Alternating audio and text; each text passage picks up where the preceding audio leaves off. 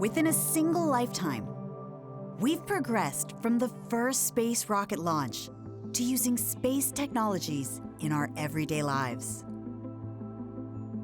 Both governments and private companies have taken up the challenge, launching near-Earth satellites for communication, imaging, and navigation.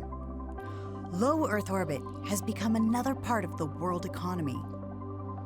The International Space Station has been continually inhabited for over 20 years, hosting teams of astronauts who carry out research and trial new robotic technologies.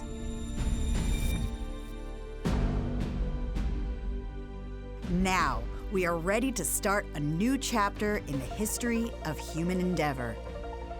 To take our first steps towards a permanent off-world presence. Forward to the moon.